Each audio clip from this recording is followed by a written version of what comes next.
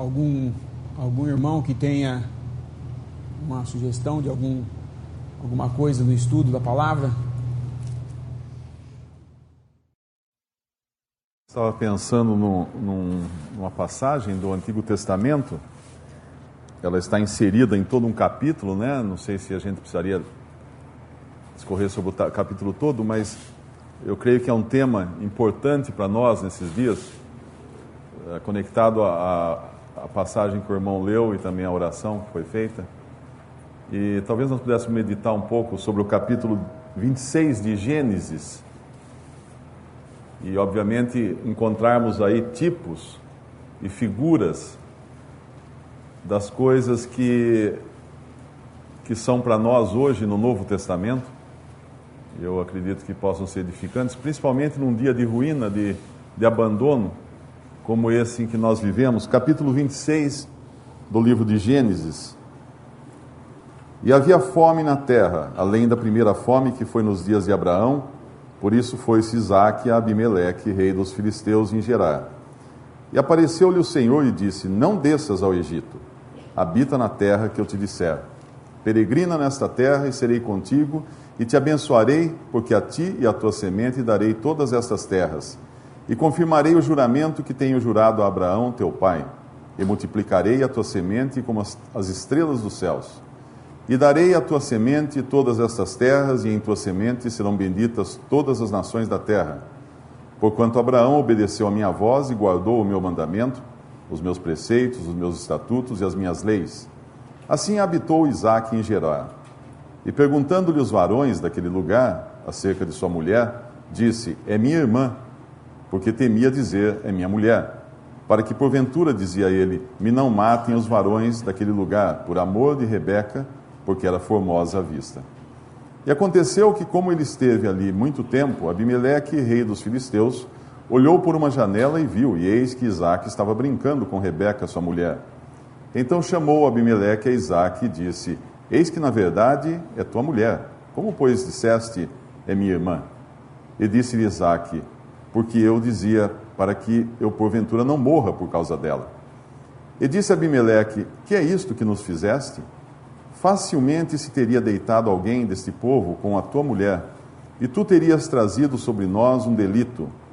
E mandou Abimeleque a todo o povo, dizendo: Qualquer que tocar neste varão ou em sua mulher, certamente morrerá. E semeou Isaque naquela mesma terra e colheu naquele mesmo ano 100 medidas, porque o Senhor o abençoava. E engrandeceu-se o varão e ia se engrandecendo, até que se tornou muito grande.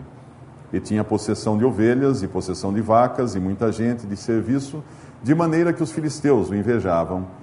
E todos os poços que os servos de seu pai tinham cavado nos dias de seu pai Abraão, os filisteus entulharam e encheram de terra. Disse também Abimeleque a Isaque: Aparta-te de nós, porque muito mais poderoso te tens feito do que nós.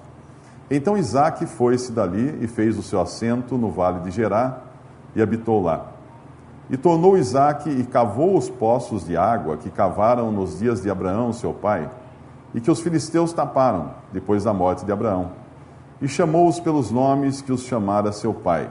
Cavaram, pois, os servos de Isaque naquele vale, e acharam ali um poço de águas vivas. E os pastores de Gerar porfiaram com os pastores de Isaque, dizendo: Esta água é nossa.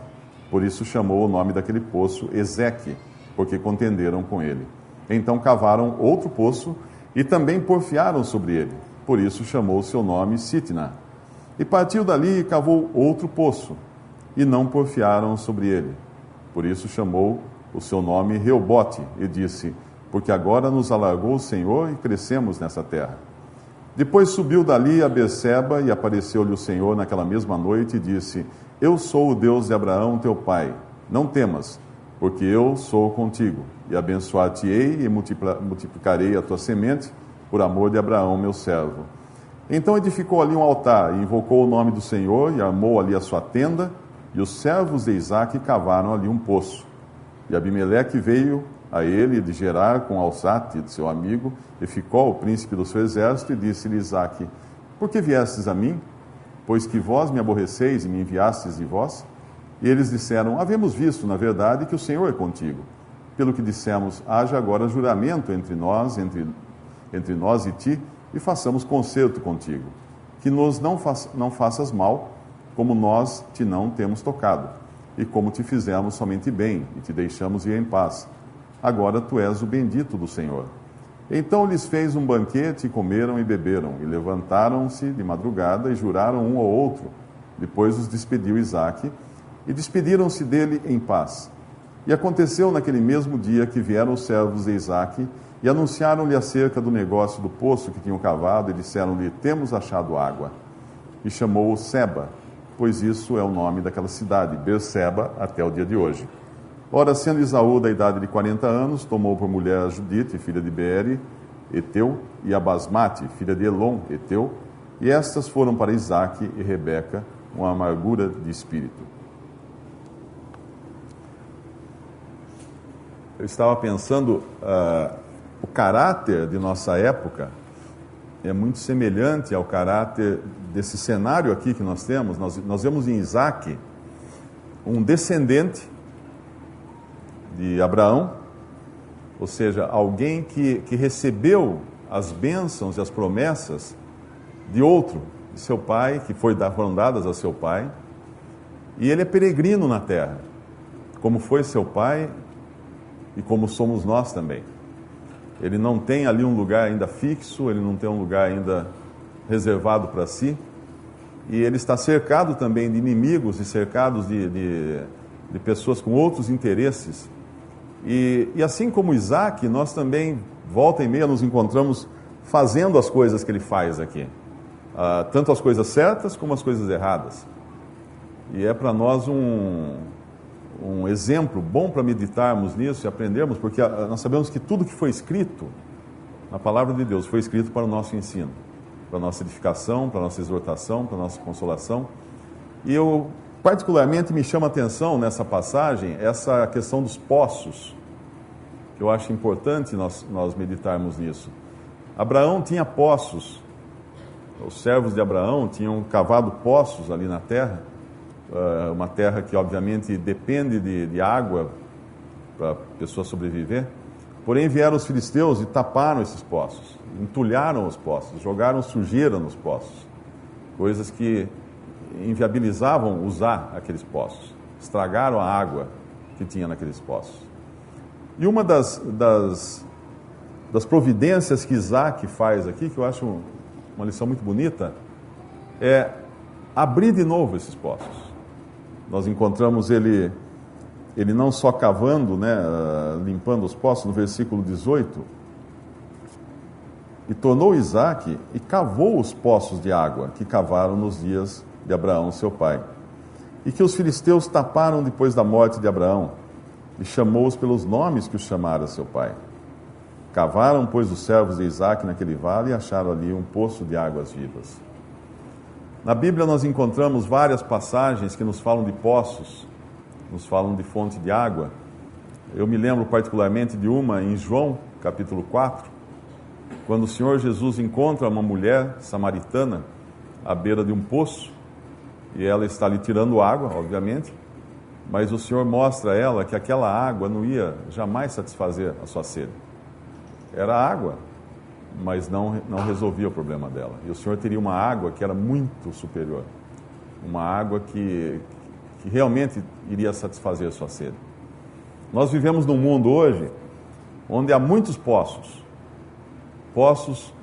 que os homens cavam, poços que nós cavamos às vezes, com os nossos próprios interesses, poços que a religião cava, e há também os poços que os homens taparam, que os homens entulharam.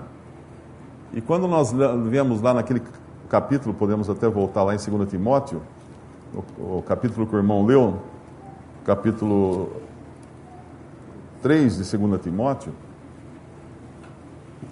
nós vivemos numa época de poços entulhados, de poços tapados por sujeiras, por detritos. Quando nós lemos 1 Timóteo e 2 Timóteo, nós entendemos que em 1 Timóteo nos fala da casa de Deus, coluna e firmeza da verdade. Como deveria ser a casa de Deus, que é o testemunho de Deus na terra. Nós lá no Antigo Testamento temos, obviamente, um povo terreno, com promessas terrenas de prosperidade aqui na terra, de bênçãos aqui na terra. E Isaac estava até inserido nessas bênçãos.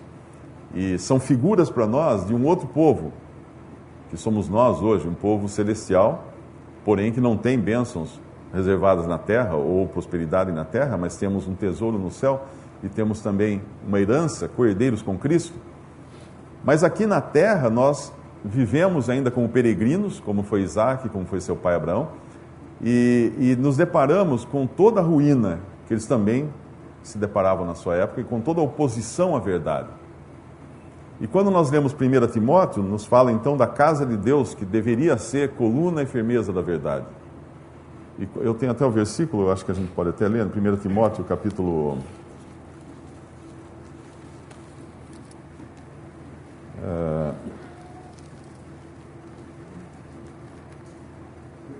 É 3, né? 3,15. Paulo está se dirigindo a Timóteo, um jovem, mas se tardar, para que saibas como convém andar na casa de Deus, que é a igreja de Deus vivo, a coluna e firmeza da verdade. A casa de Deus, a igreja do Deus vivo, a coluna e firmeza da verdade. E quando nós vamos lá para 2 Timóteo, encontramos o que aconteceu para essa casa de Deus, para esse testemunho, que deveria ser um testemunho de casa de Deus na terra. Lá em 2 Timóteo, capítulo 2, versículo 20, ora, numa grande casa, não somente há vasos de ouro e de prata, mas também de pau e de barro, uns para honra, outros, porém, para desonra. Essa grande casa foi entulhada agora de pessoas, de doutrinas, de vasos estranhos. Quando Paulo escreveu essa carta, essa foi a última carta de Paulo. 2 Timóteo, a última carta que ele escreve, é uma carta, até o último capítulo é melancólico, porque ele diz que todos o abandonaram. Ele estava saindo praticamente para ser... ele estava preso, né? Depois ele ia ser solto e depois seria preso novamente e acabaria sendo morto por causa da sua fé. Mas todos o abandonaram aqui. Mas agora essa casa, que devia ser coluna e firmeza, é uma grande casa. É uma grande casa. Nós gostamos de coisas grandes nessa época. Crescimento econômico, crescimento social, crescimento de tudo, grandes riquezas, grandes prosperidades. E é uma casa grande. É uma casa grande. Só que é uma casa grande com vasos de honra e vasos de desonra. É uma casa grande com mistura. Nos faz pensar naquela grande árvore que vem de uma pequena semente lá em Mateus, eu acho que é capítulo 13, se não me engano, podemos até abrir, Mateus capítulo 13, versículo 31, outra parábola lhes propôs, dizendo, o reino dos céus é semelhante ao grão de mostarda, que o homem pegando um deles, semeou no seu campo, o qual é realmente a mais pequena de todas as sementes. Mas crescendo é a maior das plantas, e faz-se uma árvore, de sorte que vêm as aves dos céus e se aninham nos seus ramos. Uma grande árvore agora. Uma pequena semente, uma coisinha começou tão pequena, virou uma grande árvore. Ah, isso é bom, isso é ótimo.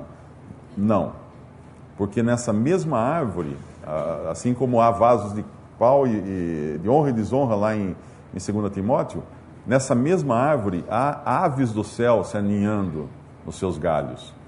E se nós apenas olharmos no mesmo capítulo de Mateus, quem eram essas aves do céu, o Senhor responde no versículo, na parábola do semeador, no capítulo 13 mesmo, as aves vêm e arrebatam a semente. Versículo 4, né?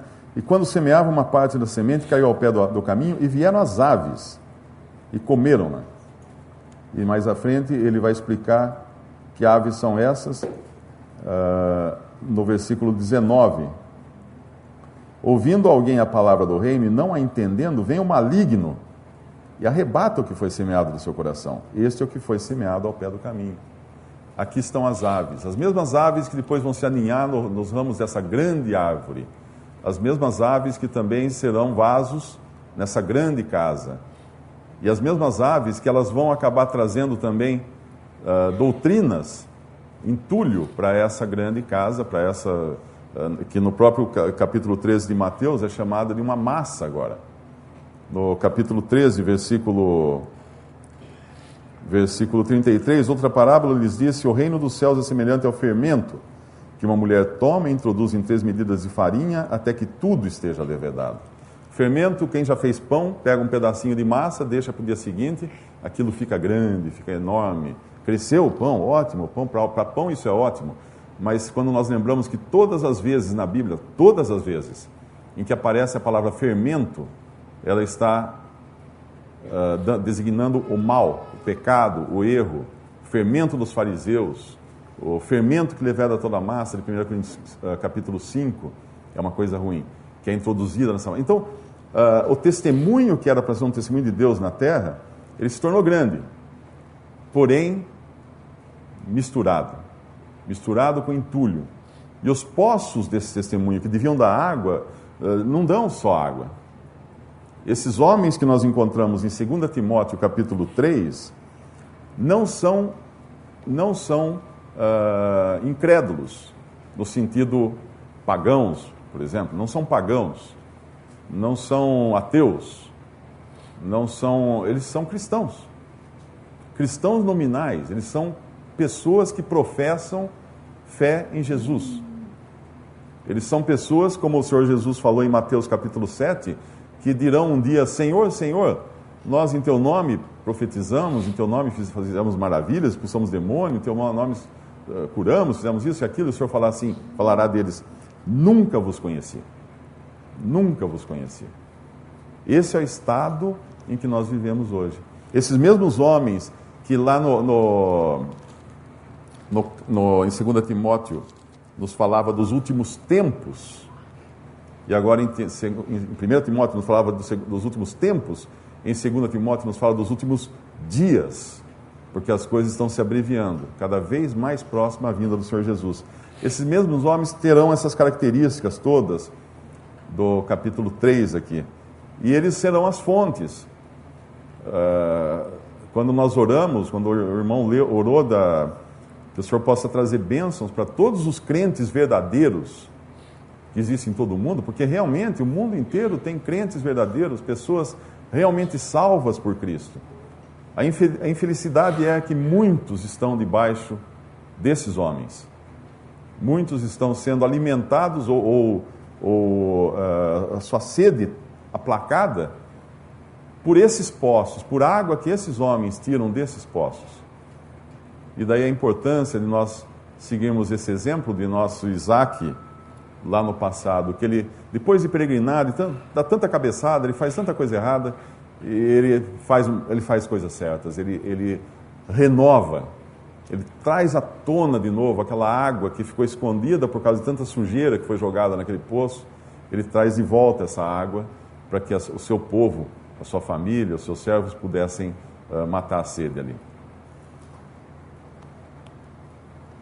No versículo 18 de Gênesis 26, há um detalhe muito importante. E tornou Isaac e cavou os poços de água que cavaram nos dias de Abrão seu pai, e que os filisteus taparam depois da morte de Abrão, e chamou-os pelos nomes que os chamara seu pai. Isso é um detalhe que não é por acaso que está na palavra de Deus, porque isso é um princípio de Deus. Uma vez instalada a ruína, o caminho não é criar uma nova coisa, não é cavar um novo poço, botar o nome que achar melhor para ele e aí começar dali em diante, esquecendo o que foi feito antes. A promessa era para Abrão e seus descendentes. Então, quando a ruína, os filisteus entulharam esses poços, Isaac não vai e fala: bom, já que está entulhado, vamos fazer um novo, e passa a ser o nome que eu puser. Ele podia até fazer isso, mas o princípio de Deus era o que Abrão tinha colocado como nome, ele ia preservar. E muitas vezes a gente ouve na cristandade essa história. Olha, vamos esquecer o passado. Deixa para lá. Vamos começar de agora em diante, vamos ficar tudo junto, vamos nos unir, porque é tão bom e agradável que os irmãos vivam em união. Cá entre nós esse versículo é unidade, não é união. A palavra no Salmo 133 é: ó quão bom e quão suave é que os irmãos vivam em unidade, o que é diferente de união.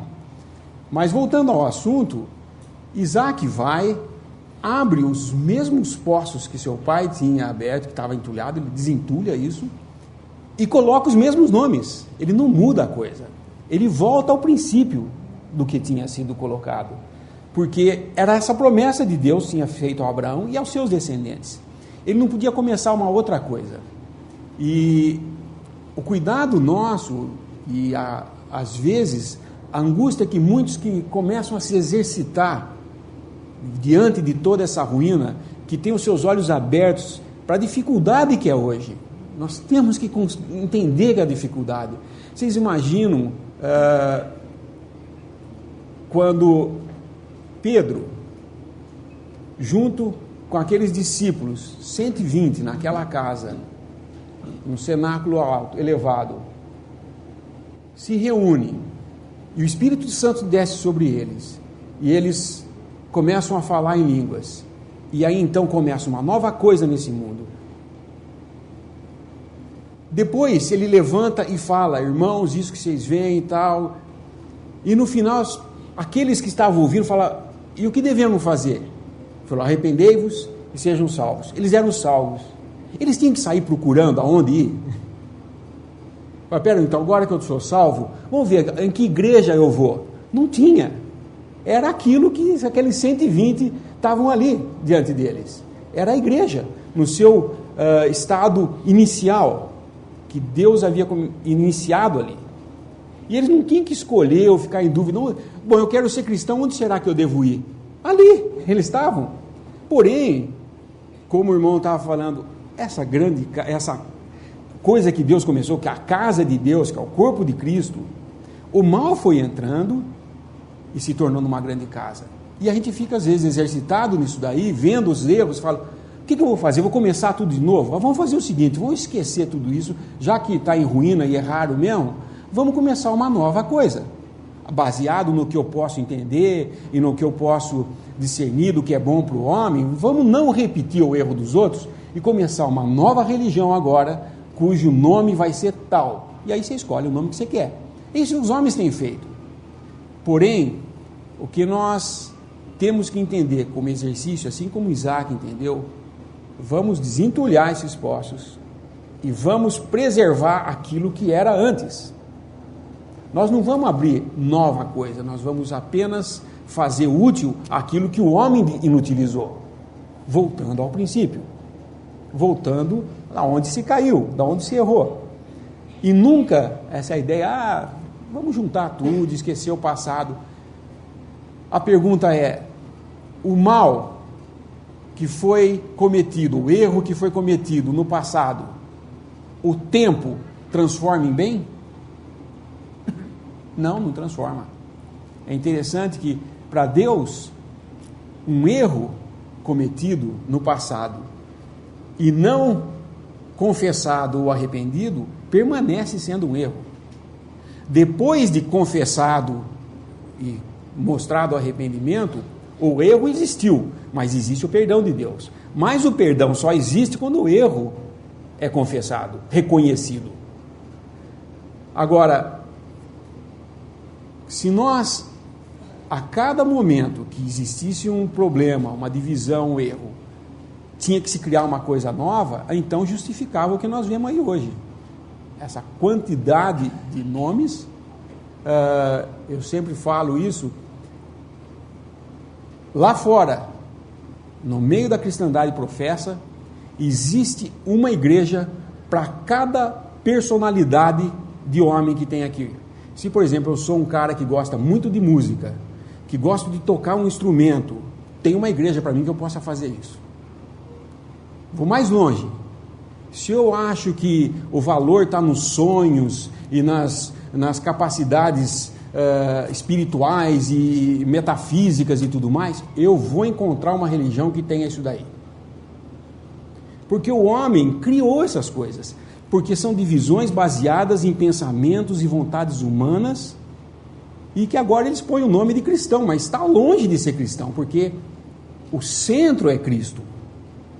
E quando lemos que em Provérbios fala para não remover os marcos que os nossos antepassados puseram, ele está falando disso.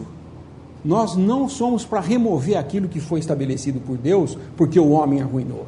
Não, é confessarmos que falhamos, não é eles que falharam, nós todos falhamos, e voltar e colocar o mesmo nome que era antes, desentulhar esse poço, e a partir daí, então, nós podemos ter da parte de Deus a bênção outra vez e continuarmos. Não estamos criando nada novo, estamos voltando ao que era, o que foi arruinado.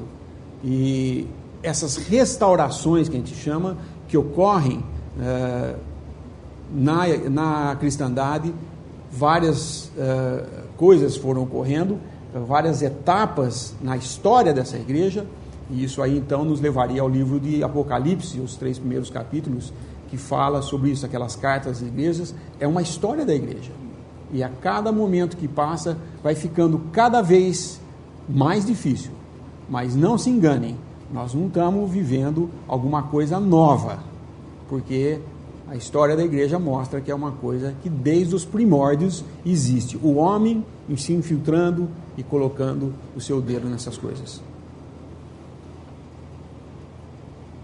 E caiu, voltou para o Egito, which is a picture of the world. Que é uma figura do mundo. And he brought sorrow into his life. E ele trouxe só dores para a sua vida. He really left the land of promise. E de fato ele deixou a terra de promessa. We have another example in Naomi. Temos um outro exemplo disso em Naomi. When things became difficult, Quando as coisas se tornaram difíceis, and she felt there wasn't food in the land, quando ela percebeu que não havia comida na terra, and her husband, e seu marido they abandoned the land of promise. abandonaram a terra da promessa. And the government of God worked in their lives. E o governo de Deus teve que agir na vida deles, As we know from its history. como conhecemos pela sua história. But in our chapter, Mas no nosso capítulo, Isaac remains in the land, Isaac permanece na terra, and he received the blessing of the Lord. e ele recebe a bênção do Senhor. We see in verse 2, the Lord said to him, Vemos no versículo 2 que o Senhor disse para ele: go not down into Egypt, não desças ao Egito, dwell in the land which I shall tell thee of. habita na terra que eu te disser. So we have been brought into a place of rich blessing, Assim nós fomos trazidos para um lugar de grande bênção, but we feel our weakness. mas sentimos a nossa fraqueza, We feel our failures, sentimos as nossas falhas, but we are to continue. mas devemos continuar, As Paul exhorted Timothy, como Paulo exortou a Timóteo: continue in the things which thou hast learned continue nas coisas que tem aprendido and hast been assured of. e da quais tem sido confirmado. In spite of weakness, Apesar da fraqueza, like Philadelphia, como em Filadélfia, a little strength, um pouco de força, but they had not denied the name of the Lord mas não negaram o nome do Senhor or his word. ou sua palavra. So as we have mentioned this morning, Assim como nós mencionamos esta manhã, we don't start a new denomination, nós não começamos uma nova denominação, but we return mas retornamos to what God has given us in the beginning. ao que Deus nos deu no começo. And there was spiritual energy here.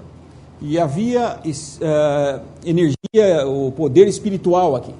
I think of a verse in Joshua chapter 1. Um versículo em Josué capítulo 1, versículo 3. Todo lugar que pisar a planta do vosso pé, vô-lo tenho dado, como eu disse a Moisés. We have all spiritual blessings in heavenly places. Nós temos toda a bênção nos lugares celestiais, Those wells of salvation. aqueles poços de salvação. But sometimes the world hinders us. Mas muitas vezes o mundo nos impede. The things of the earth As coisas da terra block the wells. bloqueiam ou entulham esse poço. And we don't enjoy E nós não gozamos what we have in Christ. o que nós temos em Cristo. In Joshua, they were in the land, Em Josué, eles estavam na terra, but they had to put forth an energy mas tinham que colocar toda a energia to enjoy, para desfrutar, to enter into what God had given them. para entrar naquilo que Deus tinha dado para eles. So it was in the case of Isaac. Assim era também no caso de Isaac. He put forth energy Ele teve que pôr energia to enjoy his portion, para gozar da sua porção. and so it is with us. E assim também conosco. But one thing is necessary Mas uma coisa é necessária in our lives, nas nossas vidas, that is self-judgment. que é o julgamento próprio. When they entered the land, Quando entraram na terra, first thing that happened, a primeira coisa que aconteceu, they were circumcised. foram circuncidados. What does that speak of? E o que fala isso para nós? It speaks of keeping the old nature in the place of death. Fala de deixar a velha natureza no seu lugar de morte. They couldn't enjoy their heavenly blessings Não poderiam gozar de suas bênçãos celestiais if the flesh was active. se a carne estivesse em atividade. So before they used sharp swords on the inhabitants of the land, Before they used sharp swords Antes de usar espadas afiadas on the enemies nos in inimigos, the land of Canaan, na terra de Canaã, they used sharp knives on themselves. tiveram que usar facas afiadas em si próprios. And that is important. E isso é muito importante. That's the truth of Gilgal. Essa é a verdade de Gilgal. We need to judge ourselves Temos que julgar a nós próprios, that we might enter into para que possamos entrar the portion we have. na porção que temos. We have it in Ephesians chapter 6, Em Efésios capítulo 6, nós temos in the whole armor of God. a armadura, toda a armadura de Deus. It's not in order to obtain the blessing. Não é para se obter a bênção. We have the blessing, Nós temos as bênçãos, but it is in order to enjoy it mas é para que possamos gozar delas, that we are to put on the whole armor of God. que é para que nós possamos colocar toda a armadura de Deus.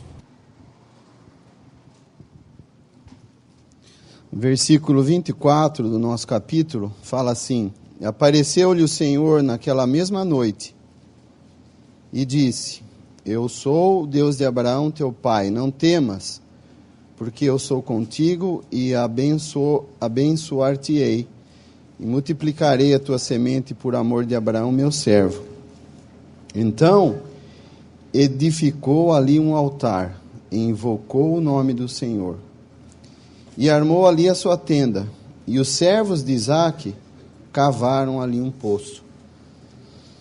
Nós vemos uma coisa muito bonita aqui.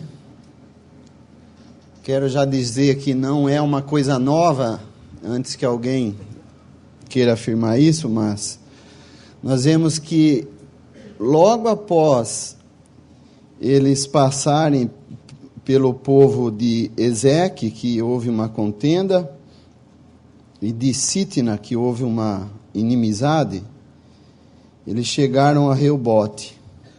Aí conseguiram o que eles chamaram de alargamento, e nós vemos que isso levou a Isaque a edificar um altar ao Senhor e adorar. E logo depois disso, nos fala que os servos de Isaque cavaram ali um poço. Esse poço ainda não existia. Eles cavaram. Foi um poço novo. E nós vemos que, da mesma forma como nós vimos citado o livro de Timóteo, nós sempre vemos Paulo exortava a Timóteo a que ele tivesse coragem, não tivesse medo, e que ele aproveitasse as coisas dos antigos, isso nós vamos ler depois, mas que ele também mostrasse fruto da sua fé. E nós vemos que a primeira coisa, logo depois deles adorarem a Deus por tudo que Deus havia feito por eles, ninguém aqui mandou os servos pelo menos nós não vemos isso, ninguém mandou que os servos cavassem um poço. Eles tiveram esse desejo, Deus levantou neles esse desejo. E toda vez nós vemos assim, nós vemos que quando seguimos ao Senhor, quando andamos segundo a sua vontade, estamos perto dele, Deus coloca em nós um desejo de cavarmos figurativamente um poço.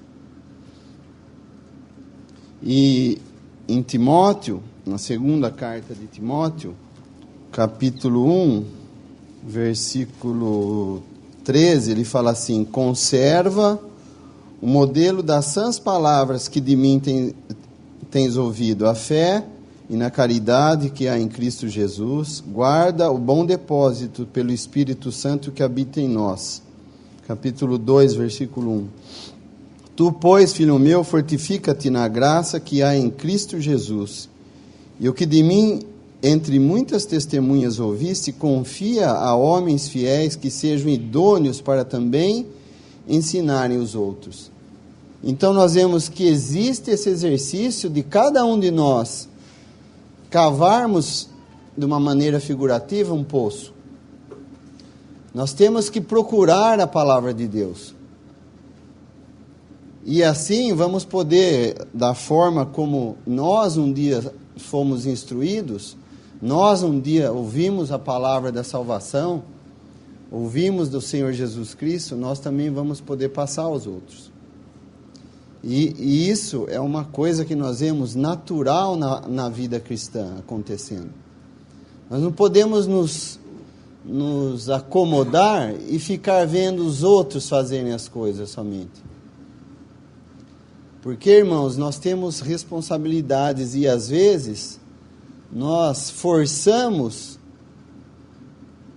esses talvez mais velhos a fazerem coisas que não deveriam estar fazendo. Então nós temos que lembrar desses exemplos que nos são de figuras, para que nós possamos ser encorajados, todos, os mais velhos, os mais novos, a estarem se exercitando, aprender mais da pessoa de Cristo.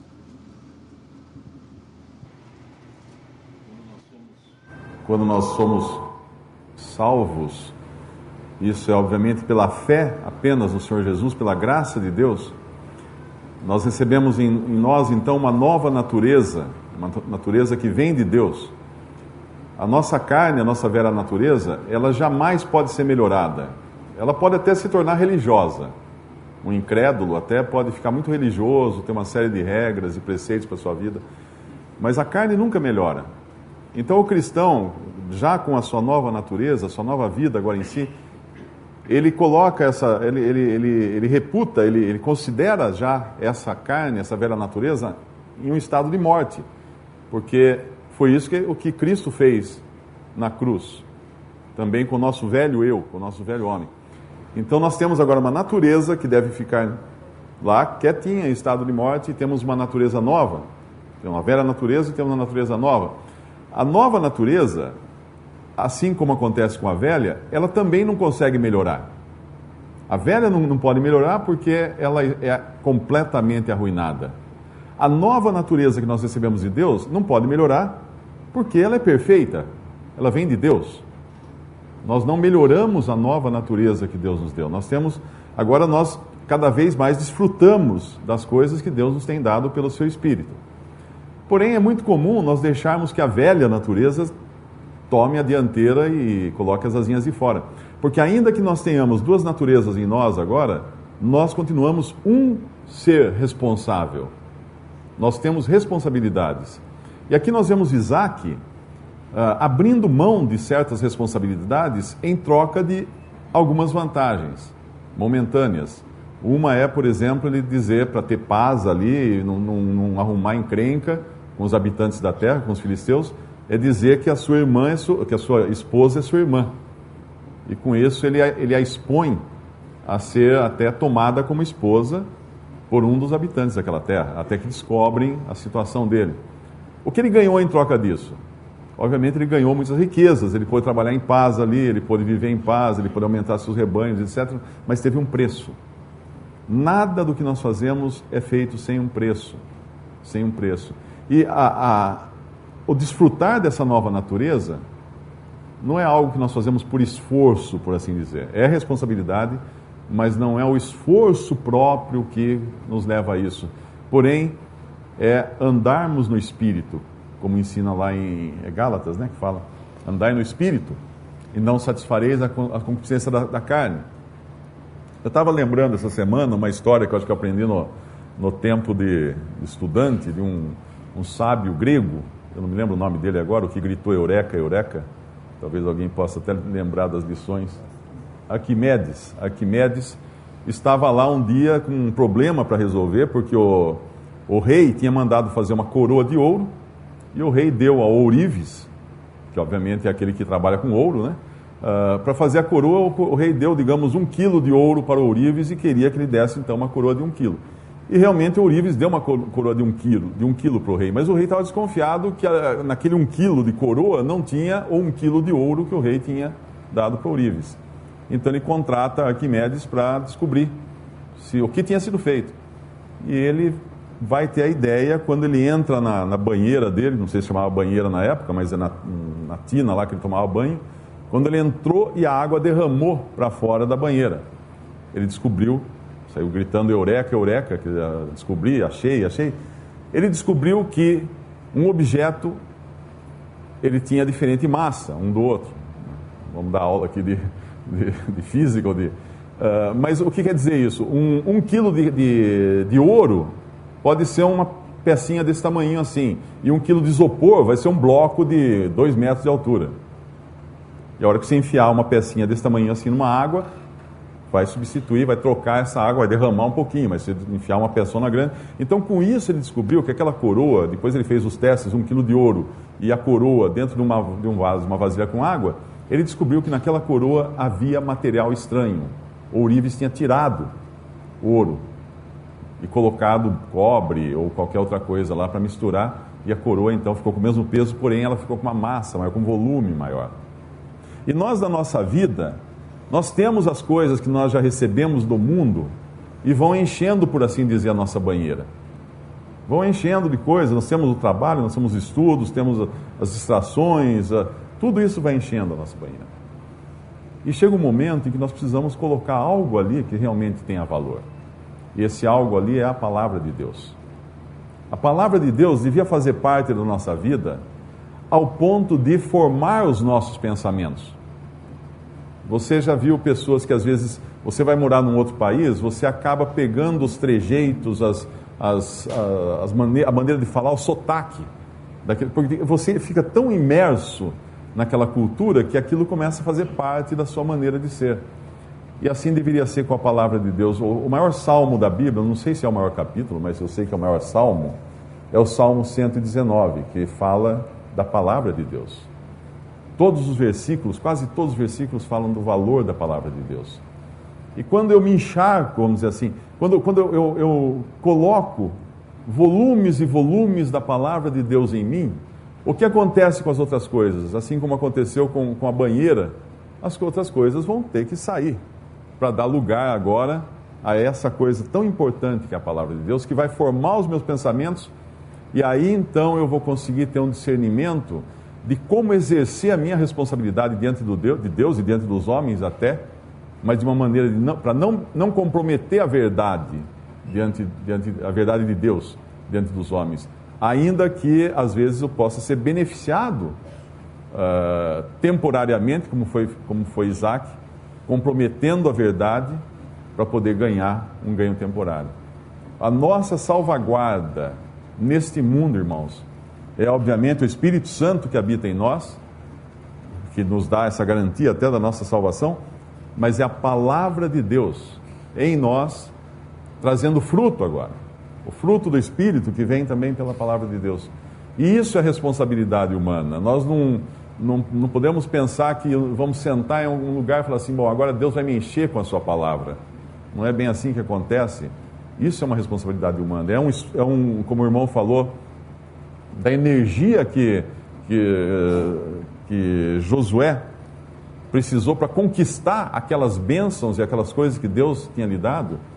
Ele precisou tomar decisões para fazer isso, avançar naquela direção, agarrar aquilo que era dele, se apropriar daquilo que Deus tinha dado a ele.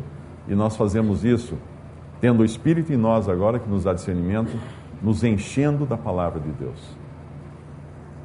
Jeremias 6, versículo 16.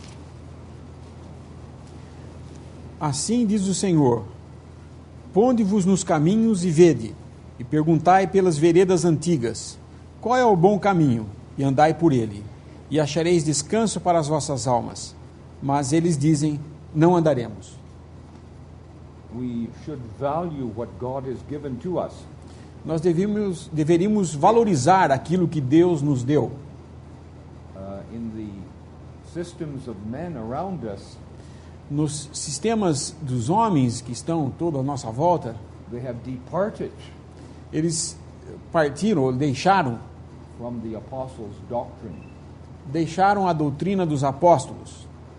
And by the grace of God, E pela graça de Deus, we have been brought back to the original position e pela graça de Deus nós somos trazidos de volta à posição original that God has given us in the New Testament. que Deus nos deu no Novo Testamento. The pattern for assembly and worship, O padrão para a assembleia e para a adoração, where the will of man has no place. onde a vontade do homem não tem lugar. So we return to the old paths. Assim, voltamos ao antigo caminho. We don't have apostolic power, Nós não temos o poder apostólico, but we do have the apostolic writings. mas temos os escritos dos apóstolos. We have all things that pertain unto life and godliness. Temos todas as coisas que diz respeito à vida e santidade, But are we valuing it?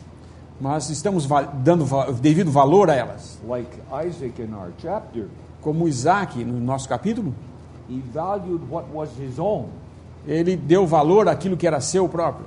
and there was conflict Havia conflitos in order to possess it, para que pudesse repossuir tudo, but there was rich blessing mas havia muita bênção when he obeyed the word of the Lord. quando se obedece à palavra do Senhor. So as our brother has said, Como nosso irmão disse, we have these blessings outlined to us in the scriptures, nós temos esses traços dessas coisas na palavra de Deus, but are we entering into it? mas nós estamos nos possuindo, nos apoderando dessas bênçãos. Are we walking in separation Estamos andando em separação from the world? do mundo, Because easily porque facilmente we can be hindered podemos tropeçar by the things of the world pelas coisas do mundo and the things of this earth, e pelas coisas desta terra, which will block the wells, que irá entulhar os poços. so that we do not have the appetite Assim nós perdemos o apetite for the things of Christ. para as coisas de Cristo.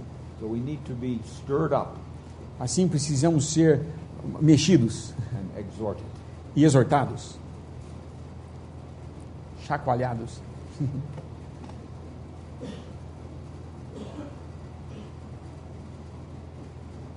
É interessante as diferentes associações que nós vemos aqui de Isaac. Eu acredito que 3 importantes, mais práticas para nós, é a associação com os filisteus, que eles mesmos, como os irmãos têm dito, que estavam entulhando todos os poços de água que Abrão, seu pai, havia cavado. Vemos também uma associação dele com Abraão, né, que era diretamente o seu pai, que havia fornecido os poços e havia dado os nomes aos seus poços, mas ao mesmo tempo é interessante que o artifício que Isaac usa aqui é o mesmo que seu pai havia usado alguns capítulos atrás, capítulo 20 de Gênesis, quando Abraão vai também para habitar lá com Abimeleque. Versículo 1, versículo 2, havendo Abraão dito de Sara, sua mulher, é minha irmã, enviou Abimeleque, rei de Gerar, e tomou a Sara. Então vemos essa uma segunda associação de Isaac, né, que Abraão havia, podemos dizer assim, fornecido os poços, mas também tinha feito ou usado da mesma artimanha que Isaac usa aqui. E uma terceira é a associação de Isaac com os pastores ou com os servos que o ajudaram a abrir os poços. Eu acho interessante essas ações diferentes. Da parte de Isaac, a responsabilidade dele em andar perante o Senhor, né? O Isaac podia muito bem falar, baseado no episódio dele e o que ele diz de Rebeca, sua irmã. Isaac poderia muito bem falar, bom, mas Abraão já fez isso, mas da mesma forma ele tinha uma responsabilidade perante o Senhor na forma como ele andava, mas também ele pôde reconhecer que os poços que Abraão, seu pai, haviam aberto eram poços importantes e recuperar esses poços. Por outro lado, a sua associação com os filisteus é que é uma associação que entulhava esses poços. Eu acho que é uma pergunta muito importante para cada um de nós, né, com relação às nossas associações, como peregrinos nesse mundo, com quem nós estamos associando, se são aqueles que estão entulhando os poços, ou se são pessoas ou irmãos que têm fornecido esses poços, ou nos apresentado a esses poços originais, ou então outros mesmo que nos ajudam a cavar nossos poços. E o inverso também é verdade. Acho que é uma boa pergunta prática para cada um de nós: como estamos, ou o que estamos sendo para Isaac? Estamos sendo aquele que entulha os poços que Isaac poderia fazer uso, ou então estamos encaminhando Isaac para esses poços, ou ajudando Isaac a cavar nossos poços? Acredito que é uma pergunta individual.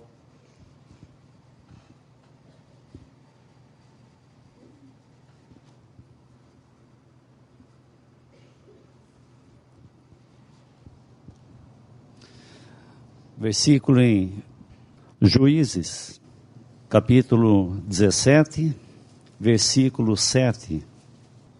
E havia um mancebo de Belém de Judá, da tribo de Judá, que era levita e peregrinava ali. E este homem partiu da cidade de Belém de Judá para peregrinar onde quer que achasse comodidade. Chegando ele, pois, à montanha de Efraim, até a casa de Mica, seguindo o seu caminho. E disse-lhe Mica: de onde vens? E ele lhe disse: sou levita de Belém de Judá, e vou peregrinar onde quer que ache comodidade. Então lhe disse Mica: fica comigo, e sê-me por pai sacerdote, e cada ano te darei 10 moedas de prata, e vestuário, e o teu sustento. E o levita entrou, e consentiu o levita em ficar com aquele homem, e este mancebo lhe foi como um de seus filhos. E consagrou Mica ao levita, e aquele mancebo lhe foi por sacerdote, e esteve em casa de Mica. Então disse Mica: agora sei que o Senhor me fará bem, porquanto tenho um levita por sacerdote. Estava pensando nesse homem, usando aquilo que Deus tinha dado a ele, negociando esse dom. procurando comodidade. E muitas vezes nós podemos também, nesse mundo, procurar essa comodidade, procurar descanso. Mas, como nós vimos aqui, somos peregrinos, né?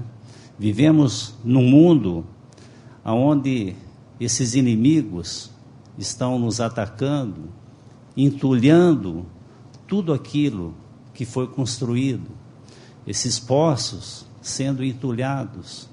Como que vamos achar comodidade nesse mundo? Que o Senhor possa nos guardar e nos ajudar nesses dias com a sua palavra. Essa palavra que tem sido dita nesses dias de hoje, mostrando que somos atacados a cada dia.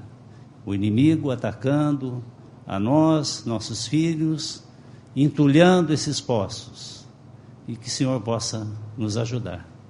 Damos graças.